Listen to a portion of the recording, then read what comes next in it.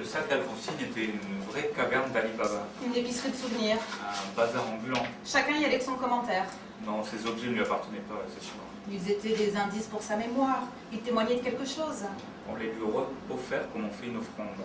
Elle les aurait volés, comme on vole une histoire pour se construire une autre vie. Elle les collectionnait comme un grand livre ouvert. Au fond, son sac qu'on aurait pu imaginer sans fond. C'était une vraie histoire. Hé! Oh! Je suis là, vous m'avez oublié. Je me souviens, la première fois que je l'ai vue, j'étais allongée sur une table. Elle est passée devant moi, marchant d'un pas tranquille. Elle était vêtue d'une grande robe à fleurs, un foulard vert négligemment posé sur ses épaules et un sac en cuir qui pendait le long de sa hanche. Son regard s'est alors posé sur moi. J'espérais tant qu'elle me remarque. Moi, je la regardais discrètement. Je ne voulais pas m'imposer à elle. Je voulais qu'elle me choisisse.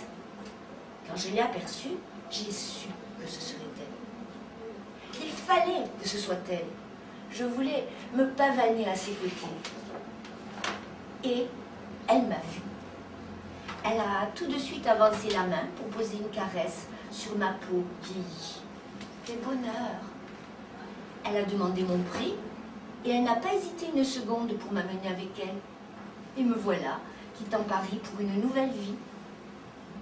Je prenais de la place dans son sac à main et pourtant, elle ne se séparait jamais de moi.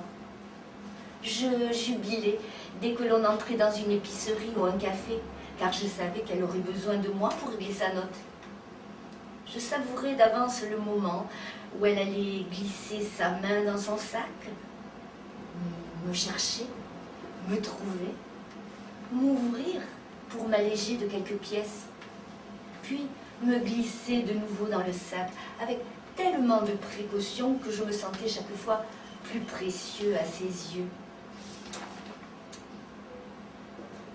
Il y a quelque temps, j'ai eu un étrange pressentiment, celui de l'abandon.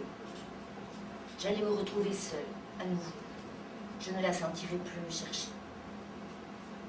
Ce jour-là, elle a déposé sur ma peau la plus longue et la plus légère des caresses qu'elle m'ait jamais donnée.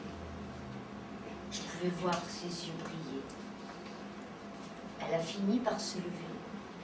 Elle m'a soigneusement replacée dans le sac, parmi tout le fatras qui régnait depuis de longues années. Puis, j'ai entendu ses pas s'éloigner. Je l'ai attendue.